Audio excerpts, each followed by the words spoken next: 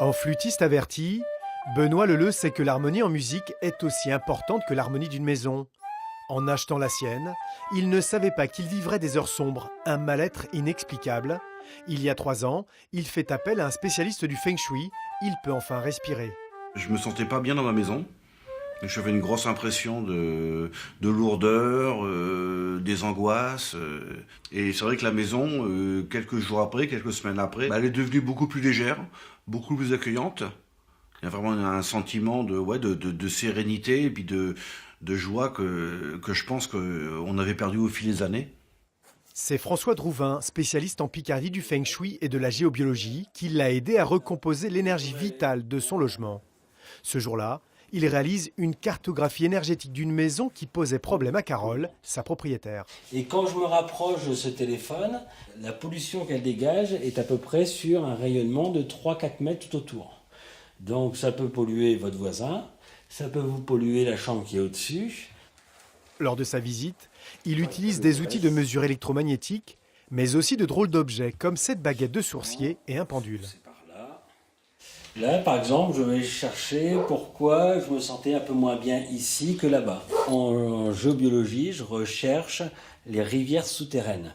Parce qu'une rivière souterraine va faire que la personne qui va s'asseoir là, donc sur la rivière, systématiquement, ça va être quelqu'un qui aura plutôt froid, toujours avoir des frissons, et va se sentir fatigué très vite.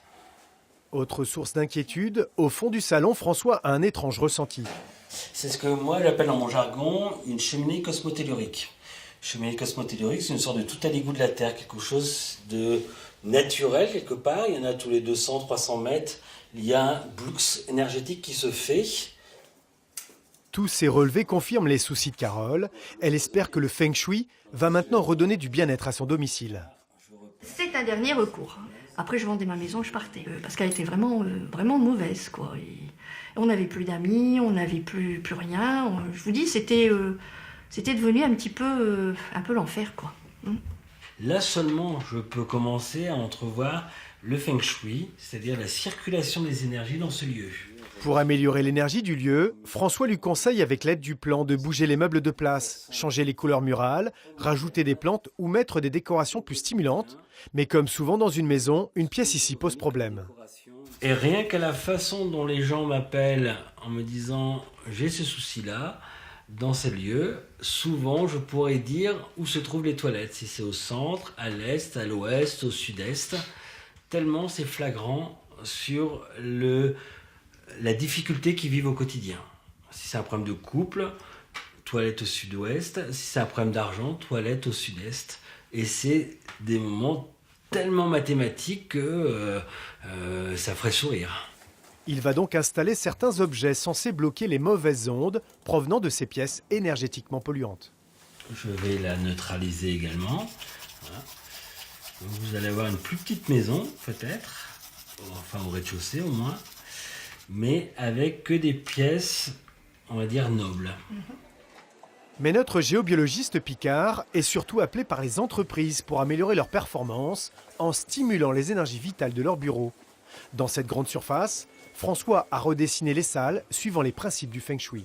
Voilà, il y avait un peu de conflit, il y avait un peu de tension, et donc la volonté c'était d'apaiser tout ça. Voilà, donc j'ai mis les gens dans leur bonne direction. Ça donne une impulsion qu'on n'avait pas avant.